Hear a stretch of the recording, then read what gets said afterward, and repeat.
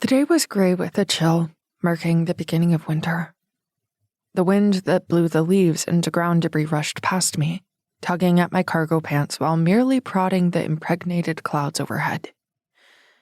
I heard laughter and bright voices, a heavy contrast to the weather and the turmoil I felt within myself. I shut the door to my mother's car as I pulled my jacket more securely around my small frame. I hunched my shoulders against the wind and the world around me, hoping no one would notice my presence. The cumbersome weight I carried grew heavier with each step. I didn't need to look up to know my constant companion.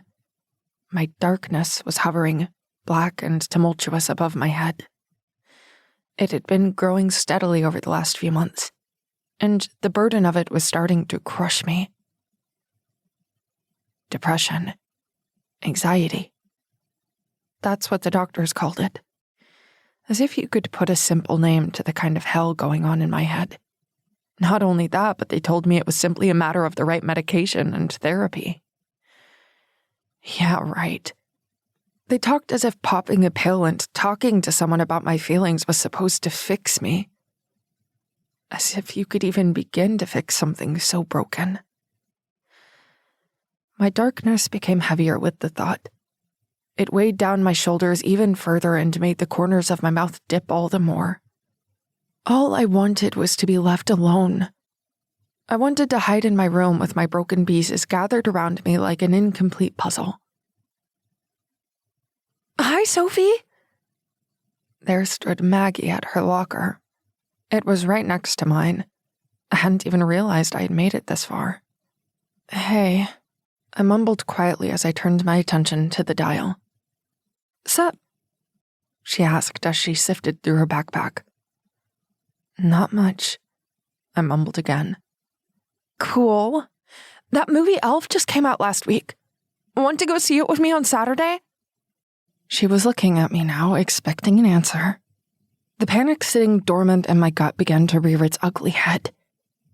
Saying yes was out of the question. The last thing I wanted to do was put myself through more pretending everything was okay. Yet saying no would open up another avenue of conversation. I would have to give a reason.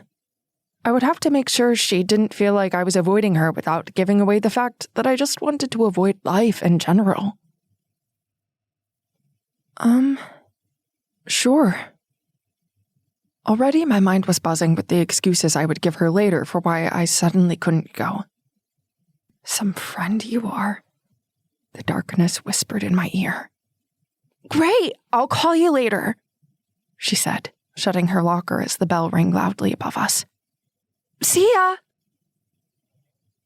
The panic receded and exhaustion engulfed me. I stared at the contents of my locker, bracing myself against the edge with my hands. The weight, the darkness, it was too much. I took a steadying breath and pulled out my biology book before shutting the metal door and turning in the direction of Mr. Sanchez's class. I shuffled along, walking through jello, while others around me traveled at a quickened pace. I was so different from them. I felt as though the darkness around me was a shroud, turning me into the proverbial ugly duckling. I reached the door to biology and opened it with muscles weary from the weight of my thoughts. Avoiding eye contact with everyone, I found my seat at the back of the room and slid into the chair. I took out my notebook, turned to a blank page, and began to write whatever gibberish came into my head. I wanted to look busy.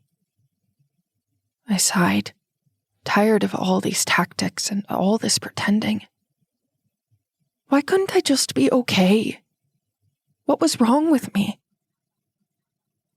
To keep listening to this audiobook, I've left you a link in the description so you can do it, at no cost thanks to Audible's 30-day free trial.